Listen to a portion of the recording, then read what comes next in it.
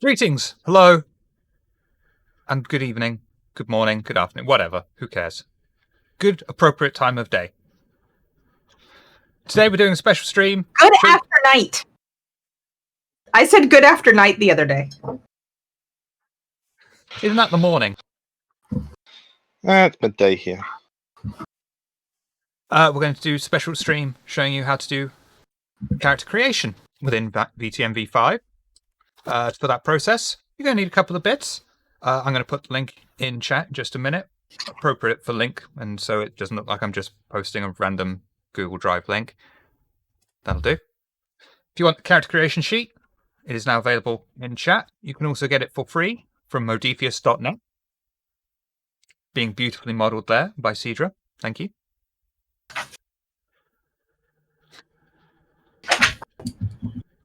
Never wanted to be a piece of paper so much in my life.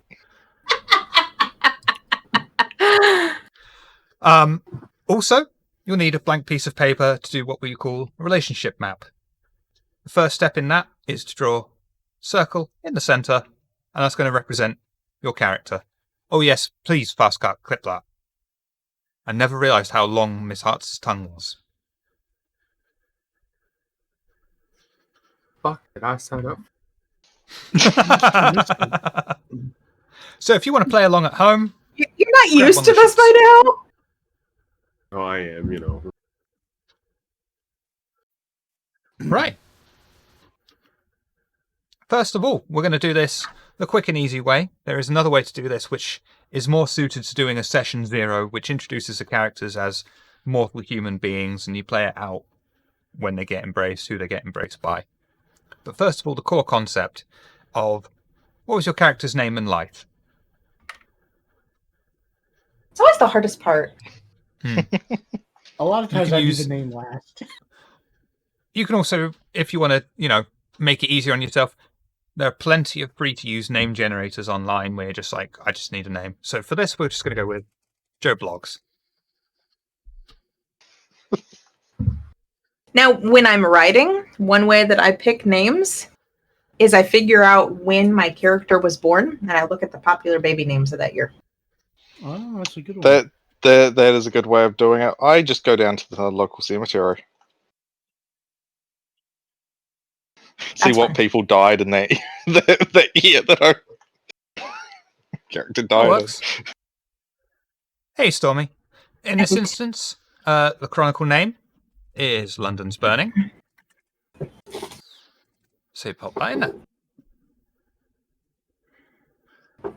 Also in the name for the sheet, if you don't want to put the character's human mortal name, you can put in their vampire pseudonym, which is always something edgy and cheesy. Razor's Blade or something, Vendetta, etc. Razor XXX. XX, big small X, X, Razor. small X, big X, yeah. 69, etc., etc. 420. It's got to be extra cool. Yeah. Pen 15. On your relationship map, put in the character's name within that circle in the center. Next is, what clan are you? Groundhog, what clan are you? Toreador. So we'll put in Toreador, but spelled correctly. In clan. And this is another one that gets people. What is your sire's name?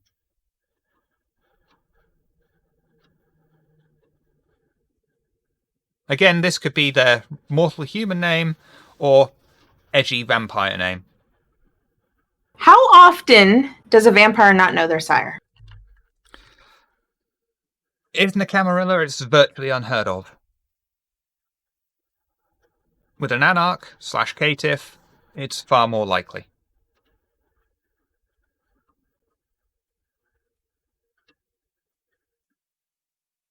Thanks, FC. Also, something else that might help with character backstory, the lore sheets. I know that changed my sire's name for mine. That's true. In the sire, for now, just put something witty and edgy. You can always change that at a later date if it ever comes up. it's one of those things that it's good to have for X, Y, and Z reasons, especially if you're going to be Amarilla. Gil Bates. I think that'd be a good side. Now, as you're going Toreador, we're going to do this by the book.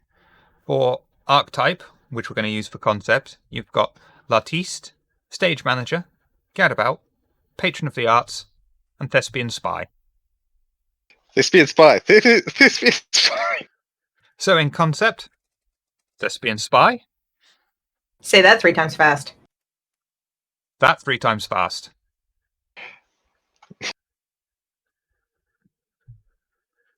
And now we get on to the fun attributes bit, or in this case, as they're called on this sheet, traits.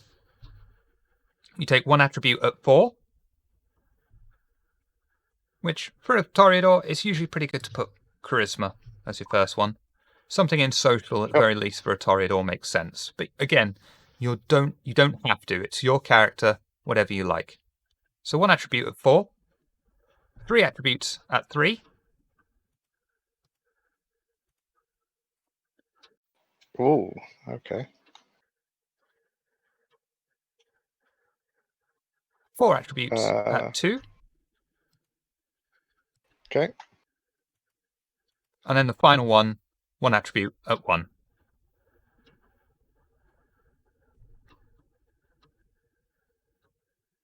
So good old Roll20 always comes with 1 dot already in there. Yeah.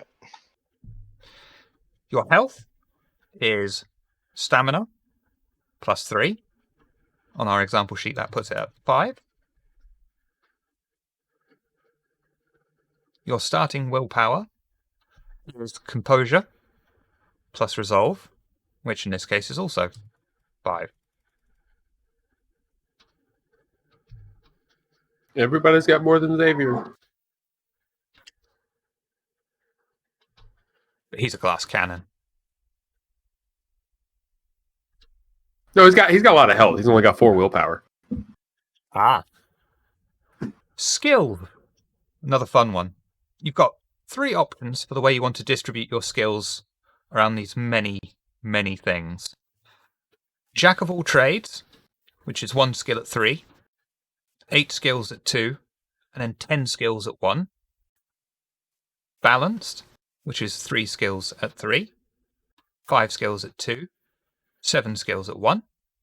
Or a specialist, which is 1 skill at 4, 3 skills at 3, 3 skills at 2, and 3 skills at 1. Which would you like to choose? I haven't actually thought about that. Ah. I didn't think I about think the any of the skills are stuff hard. because you told me to think about my character as Yeah. a human. Using that, because you've thought of your character as a human, where do you see the character, what did they do in their mortal life? And then put the dots as best appropriate. Yeah. Say something like something really outlandish. Let's go with a trapeze artist. Would be a specialist, I would say. So you would put 4 in athletics, and then distribute the rest more akin to that. I quite like specialist as well myself, Celeste. So we're going to pretend that this was a trapeze artist because why not? So 1 skill at 4, 3 at 3. I'm just going to pick at random. 1, I prefer going special 2. to myself. 3. Another 3 at 2. 1, 2, 3. And then 3 skills at 1. 1, 2, 3.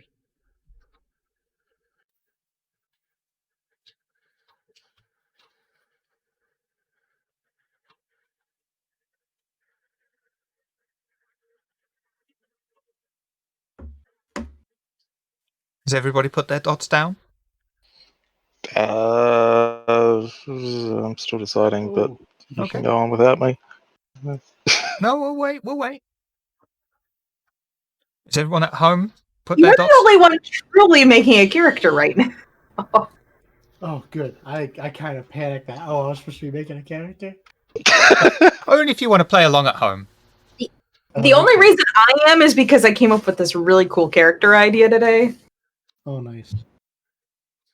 Now I kind of want to play her. Have to see if we can find a way to kill Cedra in her own personal story. But I want to get to a certain point in Cedra's story. Exactly. Another alternative, if something happens and she enters torpor, while in torpor, she can be another character. That way you don't have to kill her off necessarily. Yeah, we do. Then I accidentally end up Let's building finish Cedra off first before we bring up this other character. Although this other character is going to be totally fine. Plus, That it gives one's me going time to in the give her. bank. How pissed off would you be if I just if I accidentally made this character and then compared the stats with what's his name, Dante, and they're exact same? That would be quite impressive. I don't think that's going to happen, but So at this point, you should come to the speciality section.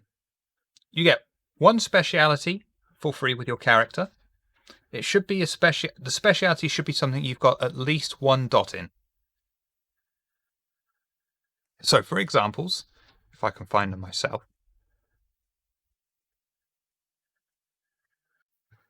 Let's go with athletics in this instance because it's the highest one. But again, you can choose a speciality in anything as long as you've already got one dot in it. So athletic speciality examples that come from the book: acrobatics, archery, climbing, endurance, jumping, parkour, swimming, throwing. The reason you would get these is when your speciality applies, you get a bonus die in your roll. So if you've got a speciality in acrobatics and you're doing this fanciful jump from building to building that requires a roll, you would say, I've got a speciality in this. Okay, you get a +1 modifier. So you choose one speciality? One speciality. As long as you've got a dot in it from your skills, you can choose it. There's not a spot on the sheet. Where you put that down: name of speciality, in this instance acrobatics, but grammatically correct. Skill, athletics. Me type well. Oh God, me type really well. Helps if you can see it. So that's a pretty skill. If you've put a dot in academics, craft, performance, or science, you get another speciality. And it has to be to do with either your academics, your craft, your performance, and science skills. I believe, for example, Cedra, when you chose yours, because you have at least one dot in performance, was it magic, stage magic? Yep. Yeah. I mean, feel free to use the core book for good examples of what you can use for a speciality, but you can always make your own. You can play the system a bit as well. Say, for instance, Isaac probably has dots in occult. I just missed what was all said. That's all right. It's all right. Free speciality, as long as you've got a dot in the skill. Okay. And if you have a dot in academics, craft, performance, and /or science, one more free speciality to go with one of those. So let's say, like with Cedra, she had a dot in performance. She chose stage magic. So you put stage magic. Oh, for fuck's sake. I don't like mechanical keyboards. Stage magic, skill, performance.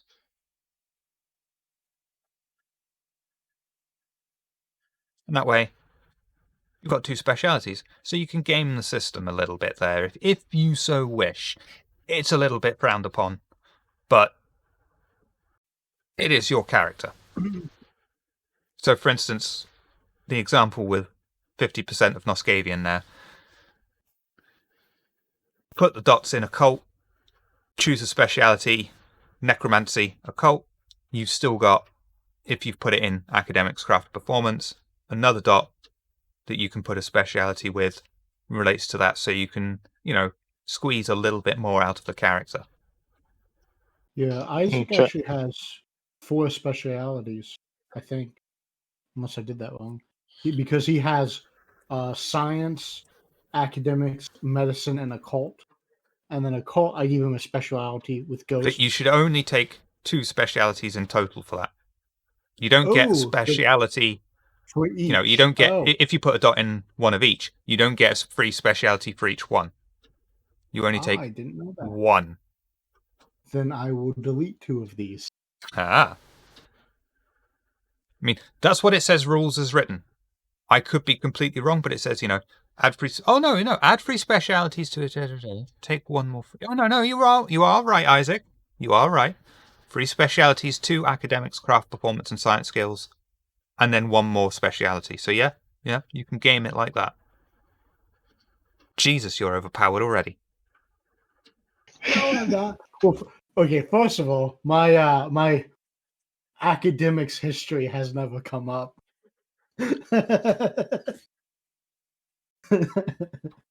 I do have medicine cadavers, so I guess I could inspect a dead body. So, when it comes to disciplines, vampire powers, you have 3 dots in total. 2 of those dots go to one clan discipline, and 1 dot goes to another clan discipline. Toreador clan disciplines are Auspex, Celerity, and Presence.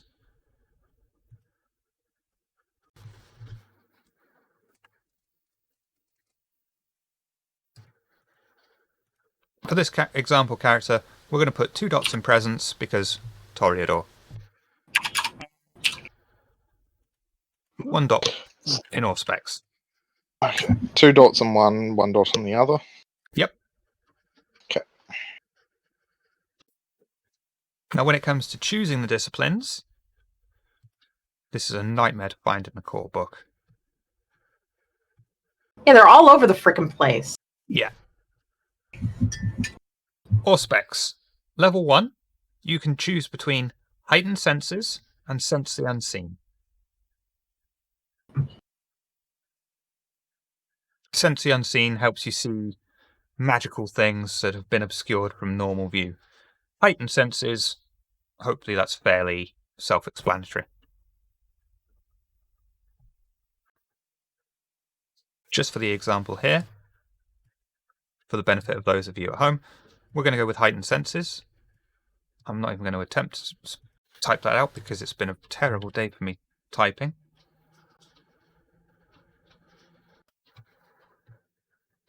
Do you happen to know what page this is in the rulebook? The page at discipline start is 243.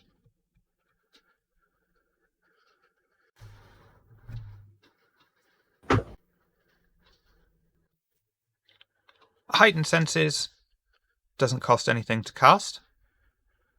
So the beauty of Roll20 is you can just literally copy the system, paste it in details, and when you hit display, it will type exactly that in the chat.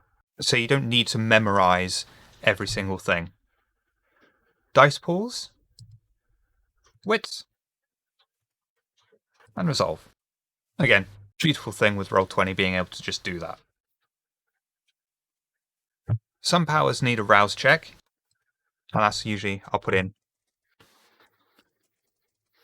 something like that in the details. So when you click details, it's the first thing it says is 1 rouse check. If it doesn't require a rouse check, I don't add anything about it.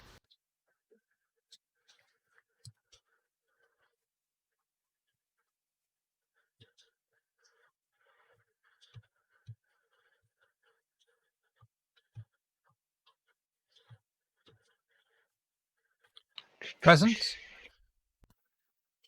Presence for a Toreador is, pretty much a good one.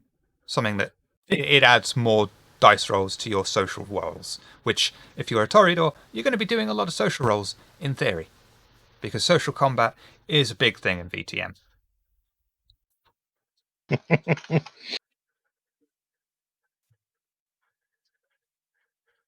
So for the beauty of Roll20, highlight the system details, copy it, paste it, bing bang bong.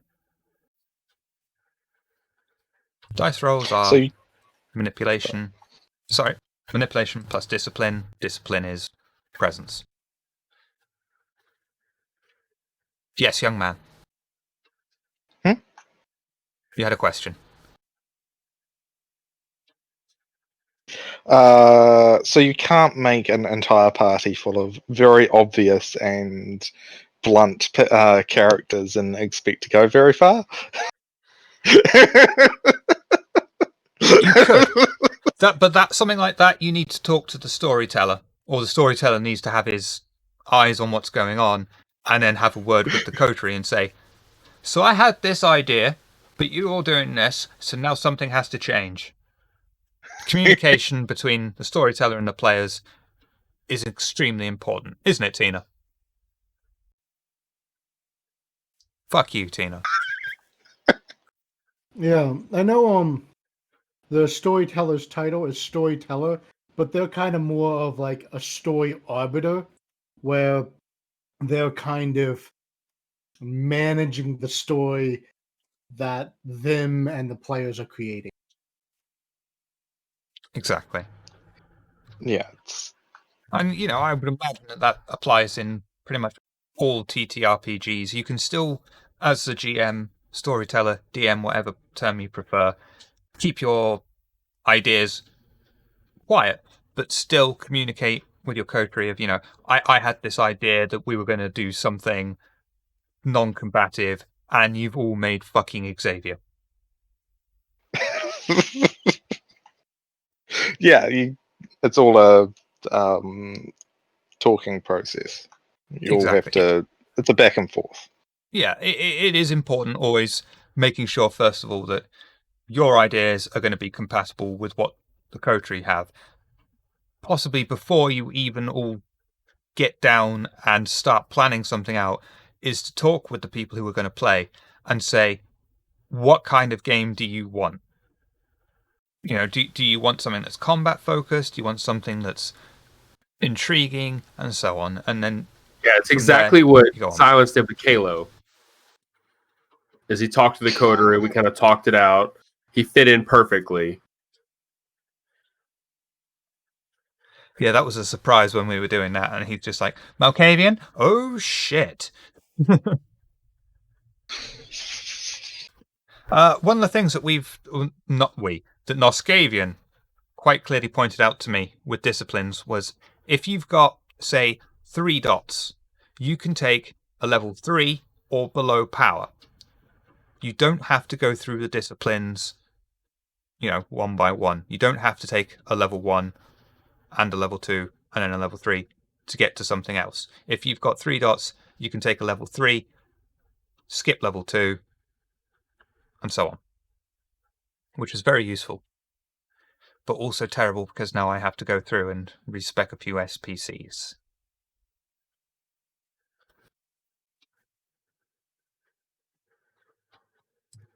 So your disciplines should be all sorted out. There is, on the Modifius site, you can buy a deck of cards that have got all the disciplines printed out. They're coming out in July. They're not as good as the D&D ones I've heard, but they're still useful. It's a lot more useful if you haven't got something like Roll20 where you can put in a summary of the power to have this quick reference rather than try your best to go through the core book and go, oh, well, this is on that page, or why isn't it on that page, and so on, because it's a nightmare. Now the core book is not organized well. Not at all. Notoriously so. Predator type. How is it that your character feeds? This can be very, very useful and fun. How do you see your And again, there's ways of looking at predator type. You can go straight to the core book, which is page 175, where they start. And you can say, what fits most for my character? I picture my character doing something like Xavier, stalking a piece of meat in the middle of the night and attacking them and, essentially taking what I want from them. I use some sort of seductive, beautiful mistress that's got an entire load of groupies that are going to just bend to your every whim. Don't know who that would be like, though.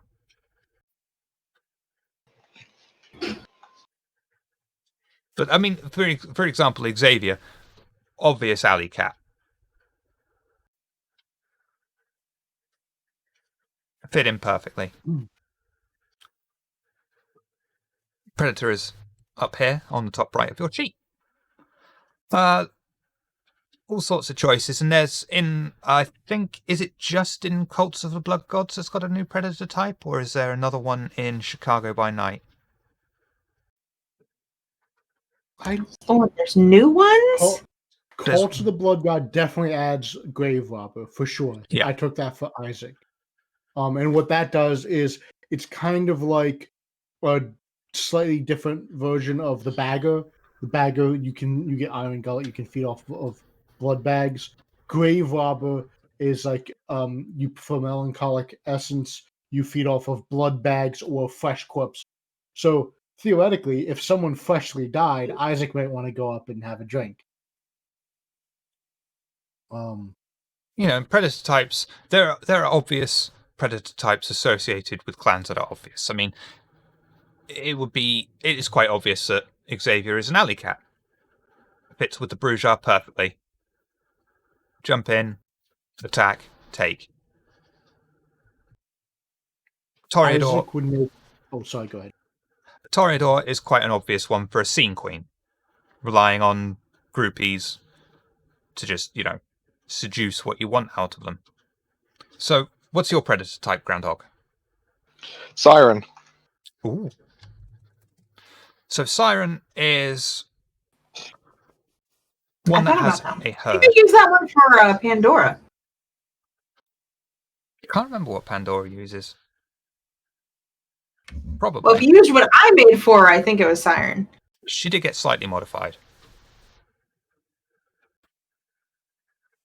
So, for Siren, you get a free speciality, either Persuasion, which is Seduction, or Subterfuge, which is also Seduction. So Groundhog's going to be a sexy bitch. Toreador. Hey, Tavi. Hi, Debbie. That's how Toreadors go, right? Pretty much. That's very archetypical. Well, it's a different kind of sex appeal, but yes. How I mean, it does. horrible would it be? He is right. Persuade someone through the use of subterfuge to sleep with them, or seduce someone through the use of subterfuge to sleep with them. It's very much, how you see your character. Yep. Yeah, I couldn't find any new Predator types in Chicago, So it's just Cult of the Blood Gods that's got Grave Robber, I believe. which would be an interesting one for a Toreador. Feel free to mix and match something completely outlandish, like a grave robbing Toreador. On paper, you're like, what the fuck? In play, it can be really interesting and fun to go something that's a little bit out of the norm. Something confusing. Yeah, for sure. Trying to reason it out. Yeah, for sure. With a lot of the clans, you can do some kind of interesting or unexpected stuff. There's also some situations where it would be needlessly difficult or a little confusing. Like, for example, if Isaac tried to be a siren or a seductive type, sure, maybe he could lure them in, but the moment he feeds, they're going to scream in agony because of his pain. Or if Vintru said, oh yeah, I want to be... Well, actually, I think it excludes Vintrus from being a bagger. But I was going to say, if a Vintru tried to get a bagger, that just wouldn't make sense because they were fine palate. but I think they do exclude them from getting it. A Nosferatu siren can be an interesting one. Ooh. Think you see, kinda you think cool. you're getting seduced by this beautiful creature because of various disciplines that they can employ, Yeah. and then it turns into something, like this, and then they run out screaming. We That would be we interesting. we call that permanent beer goggles. So for siren, you also gain 1 dot of fortitude, or you can choose 1 dot of presence. A lot of people tend to look at it as a smart move to put a dot in something you've already got. So, for instance, Toreador, if you've taken presence, putting the 3rd dot in presence. You don't have to, it can be fortitude or presence. But a Toreador with fortitude is a bit weird.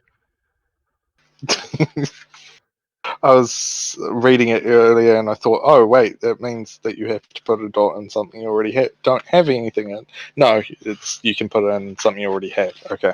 Yeah. Cool. Now, also, you gain a merit or advantage, which is over on the Chronicle tab at the top, or on another sheet of paper if you printed it out. Merits and flaws. You gain the merit beautiful for 2 dots. Now, if it says to add a specialty into something you already have a dot in, do you add another dot to that? If it's a speciality, you don't add a dot to the skill. You just get the speciality. I mean, you shouldn't be adding a dot to any skills from Predator, just to disciplines and gaining specialities. You also, because of being a siren, you gain a flaw. In this case, enemy flaw.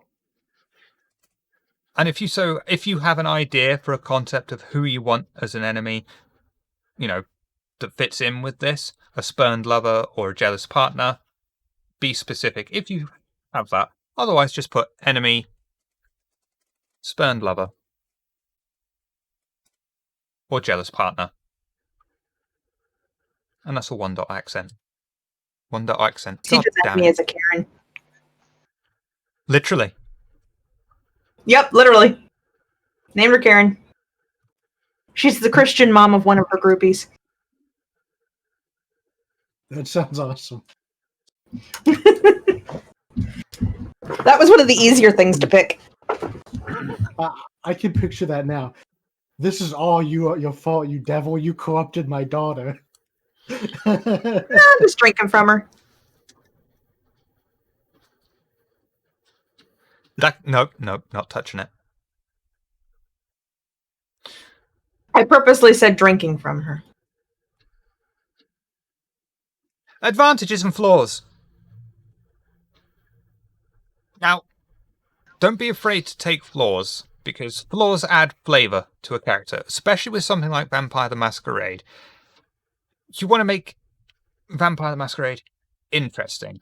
Flaws are ways for you to add drama, for the storyteller to look at your character and go, oh, well, that character's got this flaw. I can introduce this in a story, and that brings in this new element. You don't want to make the perfect character. We're not trying to make superheroes here. I mean, again, Xavier is a brilliant example of this, of being, a flawed person. No offense, Tina. But he doesn't technically have flaws for merits. Yeah. He has I picked a specific flaw that fit with his backstory that does kind of hurt him in some situations, like when we were saving Amon's family. Exactly. Prey exclusion, and I made it children. Now, advantages start on page 179. For some bizarre reason, someone thought it was a good idea to put thin blood advantages right in the middle of that, which, if you're a full-blooded kindred, you can't take.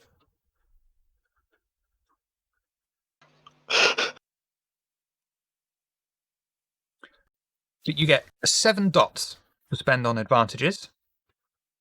So, for instance, Feeding. You could take, those are all claws. Iron Gullet for 3 dots, and you'd still have 4 dots left over.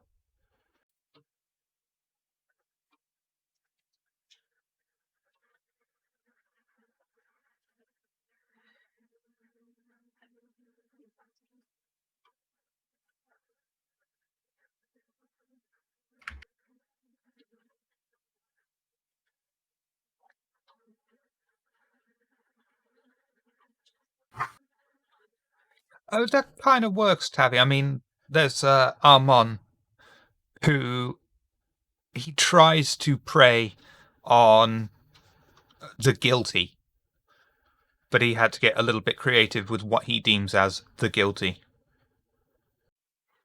And when I think about it, I mean, if it was a player character as well, a full-on player character, the storyteller would be like, yeah, that could work, and then mess with you a bit. What if you go through it, you find someone that you think is a rapist, a killer, or whatever, you feed on them, they die for whatever reason, your humanity drops, and then it turns out that that person was innocent.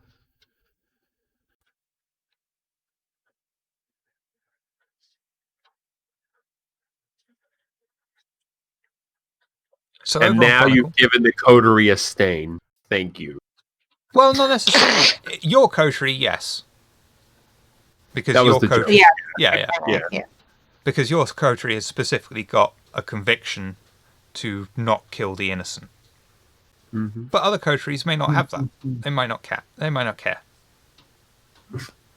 But it's things like that, as Tavi says, make things interesting.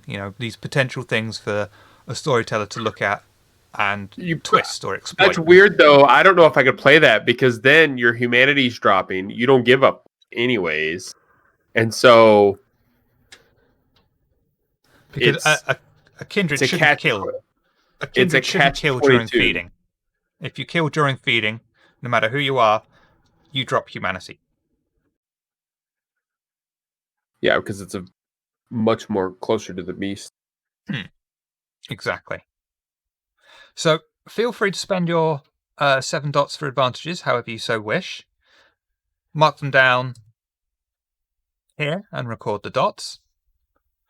So if you take a flaw, does that give you another dot in advantages? No. It used to in older editions, but it does not apply in V5. However, a story that could be something, a homebrew rule, so to speak, where the storyteller says, yeah, if you want to take X amount of dots in flaws, you can take equal amount in advantages. I don't like that. But I am very much open to a character taking as many flaws as they want for free. So by taking a flaw, the only advantage you get is spice. Yeah. I have some ideas for. Well, I think that falls. I don't know. Oh, yeah. Sorry, I'm mumbling. No worries. Advantages and flaws, all listed under page 179.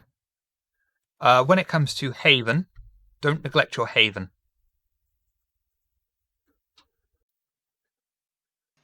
I'm not allowed to neglect my haven?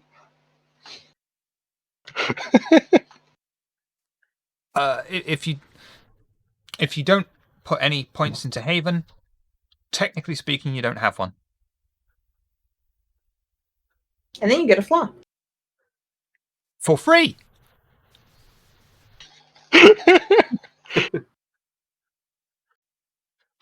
But the Haven dots are also a little bit weird, because you've got sections just for Haven and how big the Haven is, and then you've got separate dots for peripherals for the Haven, like security system, watchman, postern, and they all cost extra dots. Which is not all explained under Haven. No.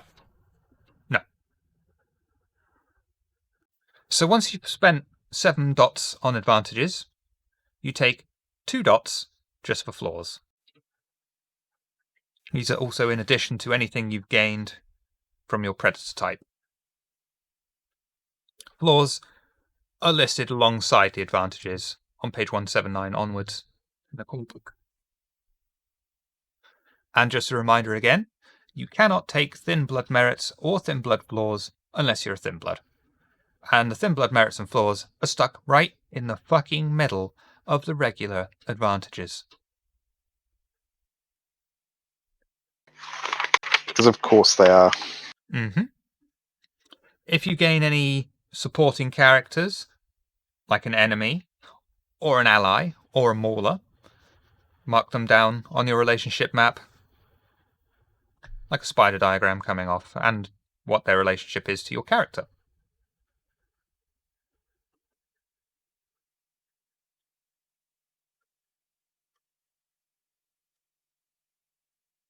Everyone has, it's one of those ones that you will spend a fair old bit of time doing.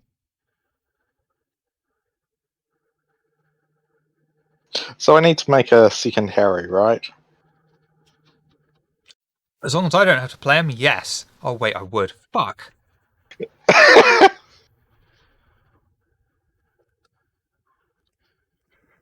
You made Harry's personality. I'm just going to throw that out there. I was put on the spot. It's all your fault. I was put on the spot, and it's like, how would a Nosferatu with massive teeth sound like? Yes, this is Harry. I didn't give him massive teeth. That's the thing. He's Nosferatu.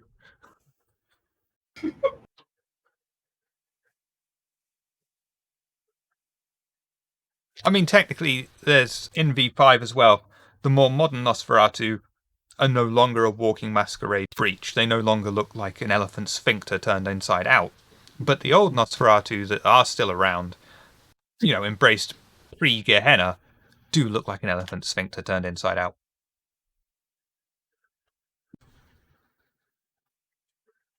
Don't ask me how I know what an elephant sphincter looks like. That was a terrible trip to the zoo.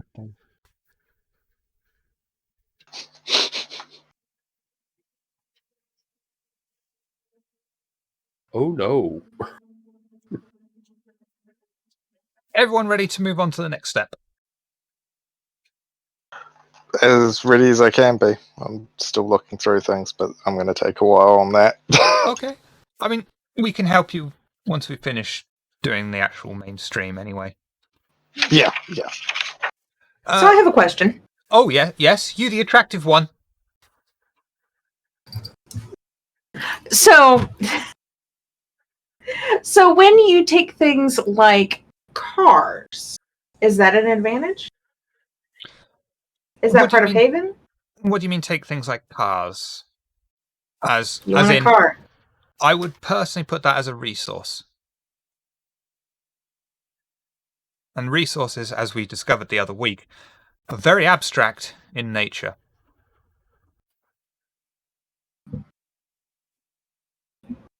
I plan on getting a drug dealer's car soon from Steve. It's like a normal car, except the glove compartment is filled with cocaine. Yeah. And I'm going to tell him to leave it. I'm going to invite Jackie over to the fucking party.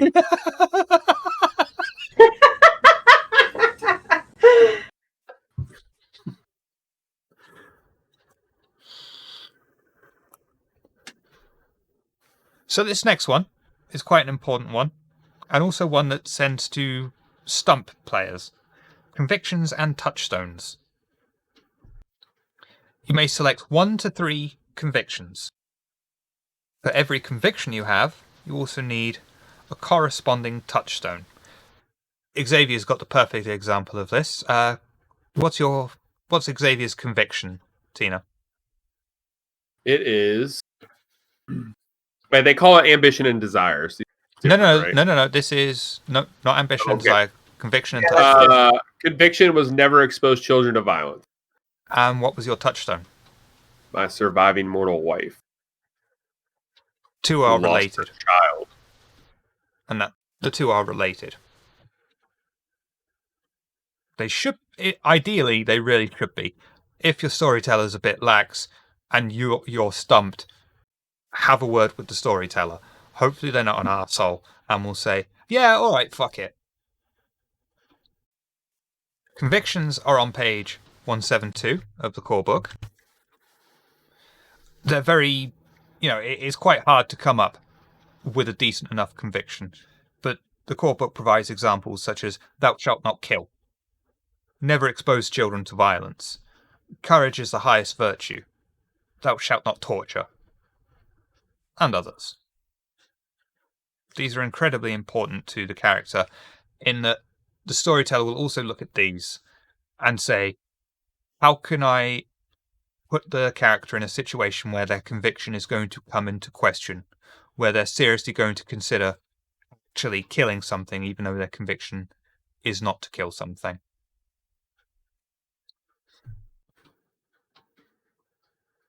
And then the touchstone has to be a living, mortal person. Currently. As it says in core book. So if you've got never expose children to violence, your touchstone could be a suitable mortal child.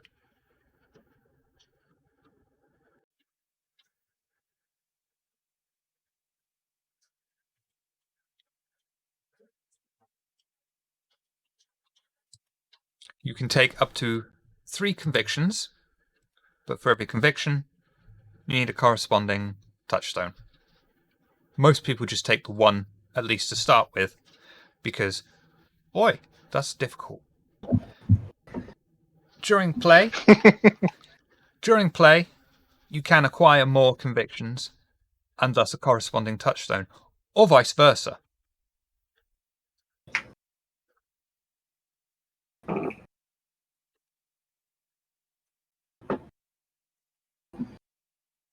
Everybody ready? By the way, Isaac, what the fuck is your touchstone? Oh yeah, because it's gotta be a living person. Yeah, I'm actually considering maybe changing mine. I'll have to talk to you about that. But for right now, I have as an investigator who was working on my murder. Oh, okay. But I'm reading through some Cults of the Blood God stuff, and I think I found one that might be more appropriate. There's hope within the community that if, or when, I should really say, Modiphius brings out the upcoming Player's Guide, I think it's called, where they said they're going to sum up every remaining clan that hasn't been fleshed out yet into this book. They're going to introduce a new rule for touchstones, that they can be an object that ties your character to its mortal world. Because that would make sense as well, you know? You can see, you could have your touchstone as this necklace which had a picture of your dead wife in it. Perfect for something like Xavier. And if the touchstone gets damaged... Or it would be good if your touchstone could be a pet. Yeah. Perfect. Kalo. Ex-Kalo. Who? Would have. Who, yeah.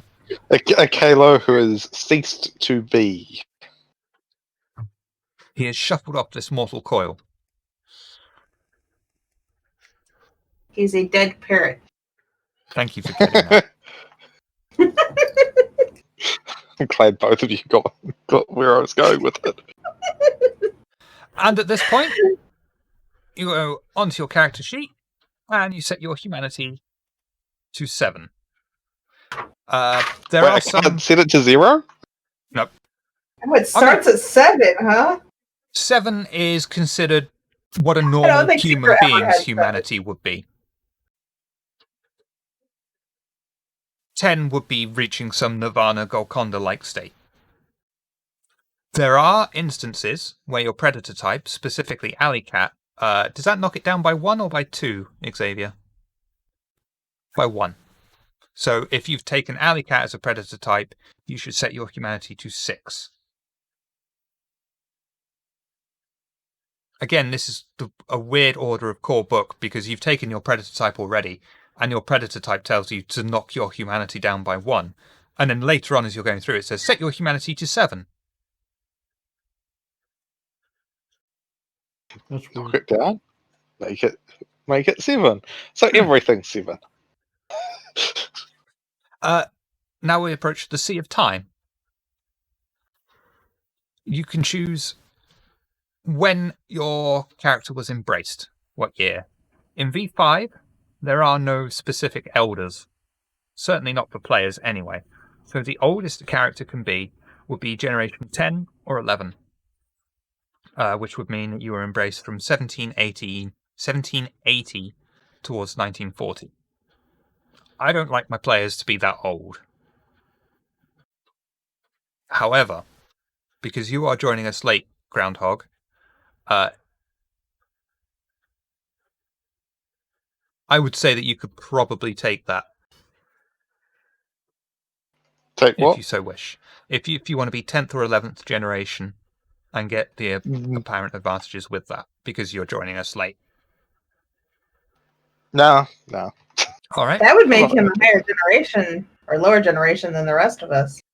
True. Yeah. However, in V5, it's a little bit more.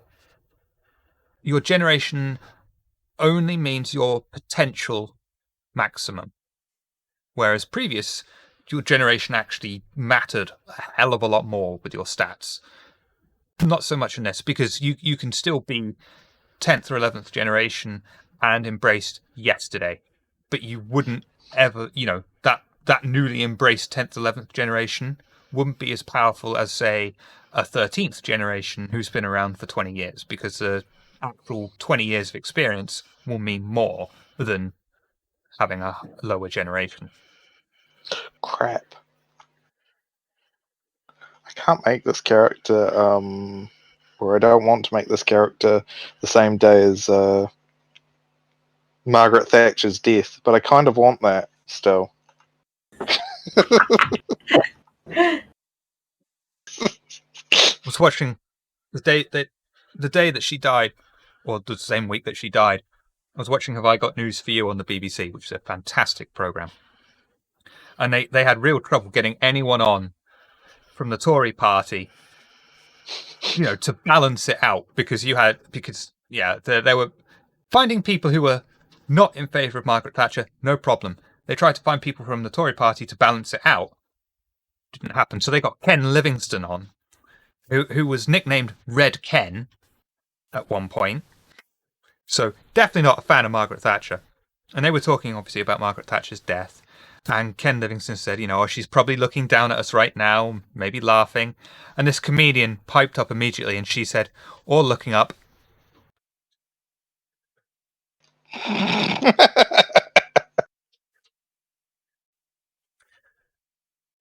So, that means you could take 12th or 13th generation to be a full-blooded kindred, which would mean you were embraced within the last 15 years. Yeah, that's about right. All right. 12th or 13th, doesn't matter. Makes no difference overall, really. So we'll put in 13th on the sheet, on there. You mark yourself under Blood and XP as Blood Potency 1. And there are various stats in there. I mean, it's all basically +1 or nothing.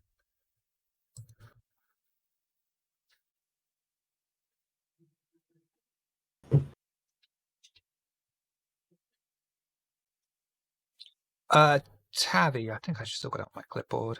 No, I do not. I can get it.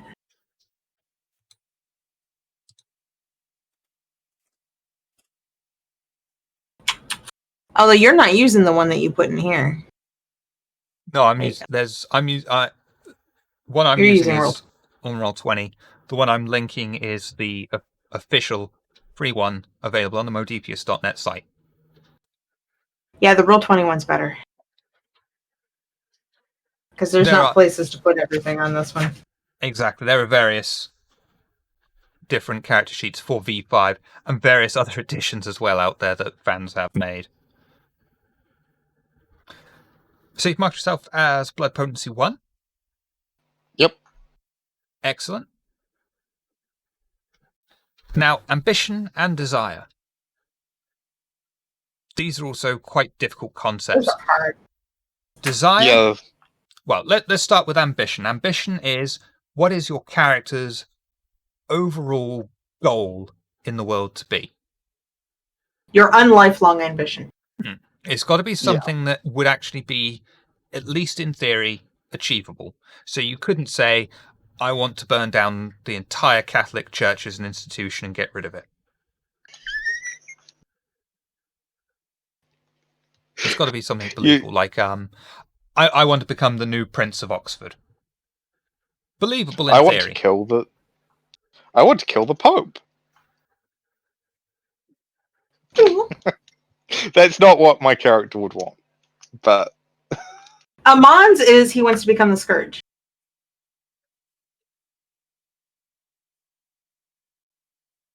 I have no idea what that is. Won't become the Scourge acting like a little bitch, though. Yeah, So I would that's- think Tavi becomes strong enough to live free. I would allow that one. Because, caitiff, there's only two kinds of caitiff. There's newly embraced caitiff, which don't know much, if anything, about the world they're in. Some of them don't even necessarily know that they're kindred, and they die pretty damn quickly. Or there are caitiff that have become so fucking old and powerful, they just retire from the jihad and say, I don't want anything to do with this anymore, such as Beckett.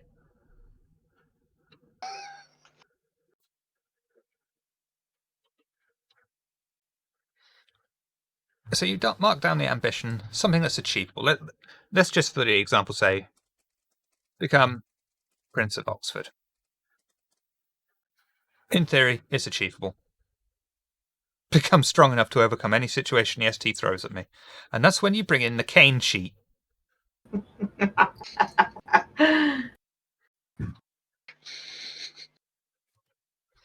Desire is, what is the short-term goal that's going to get you to your ambition?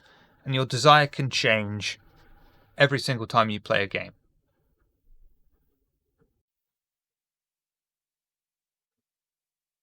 So, like, Cedra's desire for a long time was to find out if Amon was the Ripper.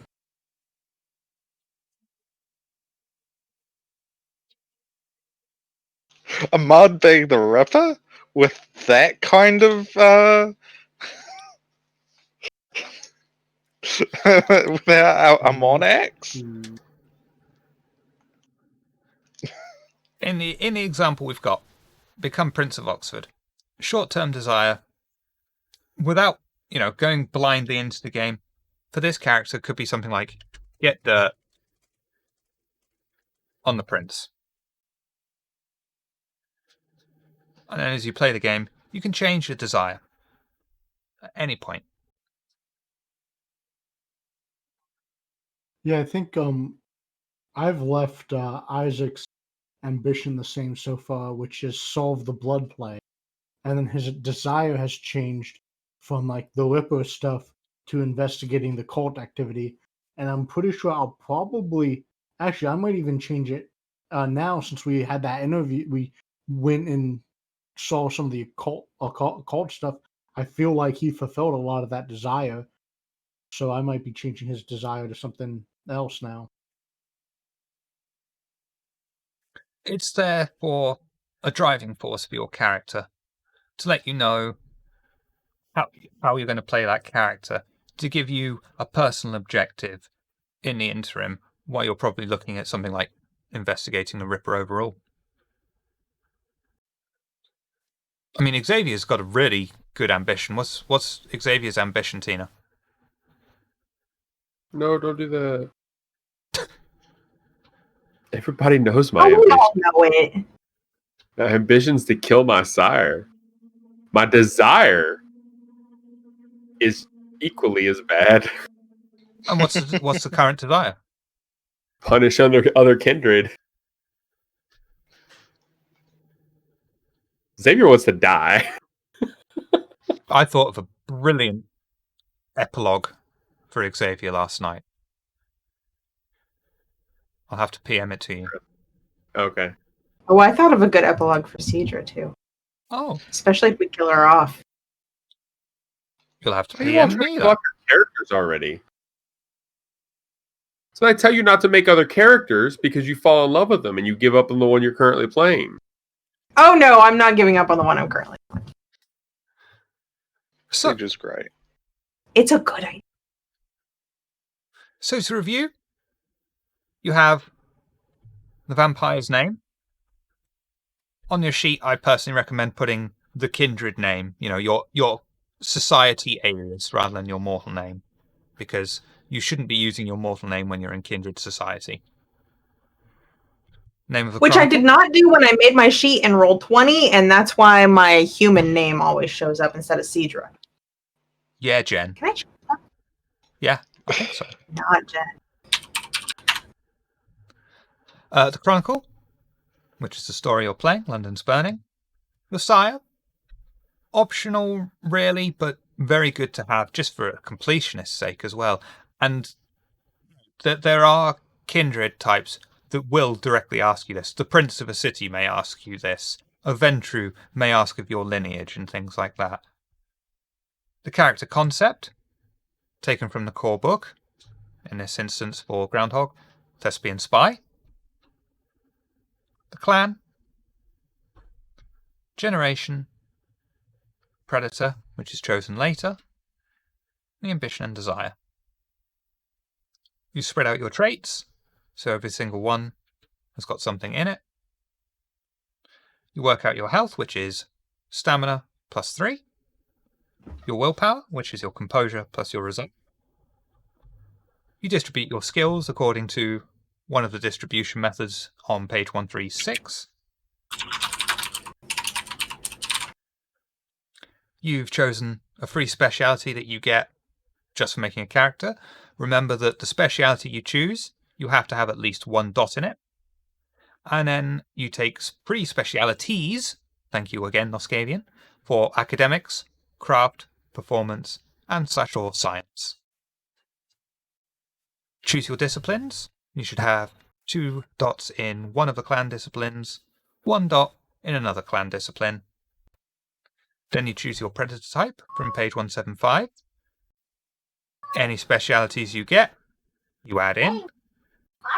Get a dot from a discipline, add it in, and any associated advantages or flaws. So if you've also gained any contacts, allies, enemies, note them down on your relationship map.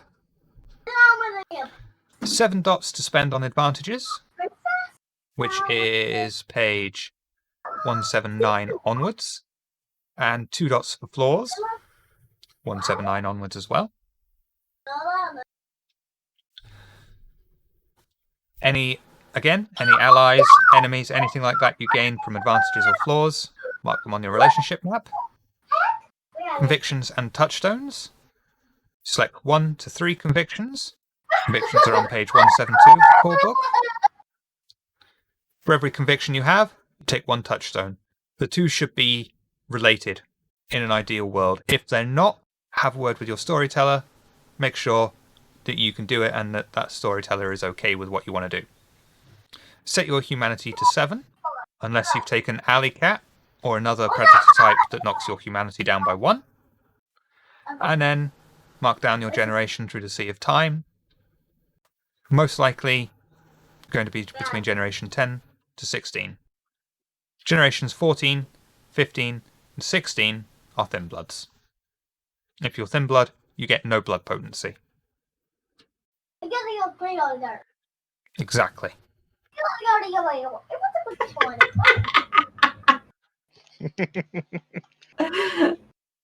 And now you should have a nice full character sheet ready to go into the world of darkness and start your first game.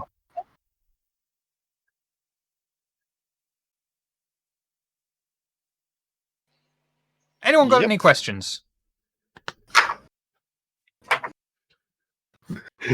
You said if I got any questions, she said, uh-huh. Yes, you, the young, cute-looking one? Okay. Yes, we can have spaghetti for dinner.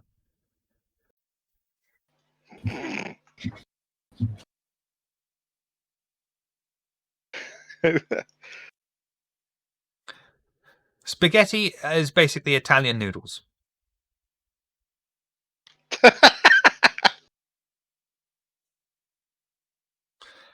So hopefully you found this useful. There are a couple of different methods to create a character, specifically doing a session 0 where you start out with a mortal character and the storyteller provides a small story describing your mortal life, the night you were embraced, and the changes it brings in. That is, suitable for a session 0, an actual play session where you then distribute the dots as you go along. What we did here was the summary version. Summary is on page 136 and 137 of the core book. Nice and easy, and hopefully this has made it easy for you to make your own character as well. If you do have any questions left over, feel free to PM me on Discord. And join our Discord. Social links are down below, either side of my penis.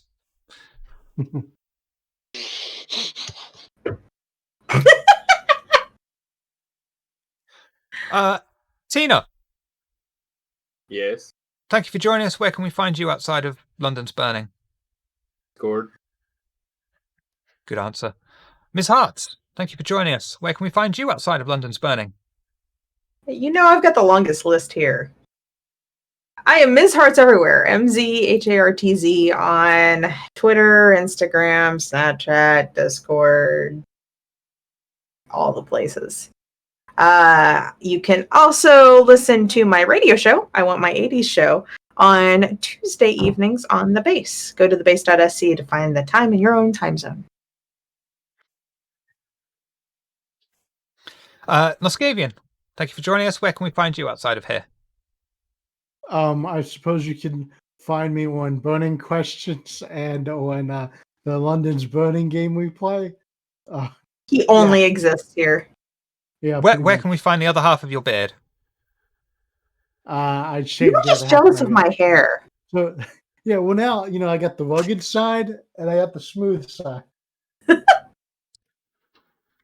And the two vaguely meet. You can follow us on the Twitter, Sanguine Product 2. We'll probably be changing that. Links down below. Groundhog, thank you for joining us. Where can we find you outside of London's Burning? I'm Groundhog 20101, I think, on Twitter. I'm Groundhog 2010 on Discord, and I occasionally stream on Twitch.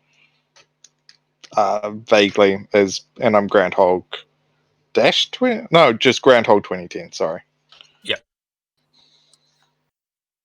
Well, thank you all for coming, and we'll see you in 2 days for the next episode of London's Burning.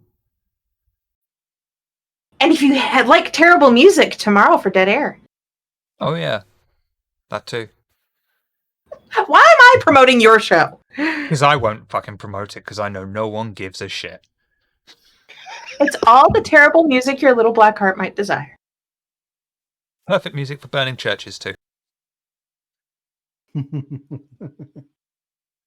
We're not going until Ms. Hartz does the thing. Have a good night. It's still light outside.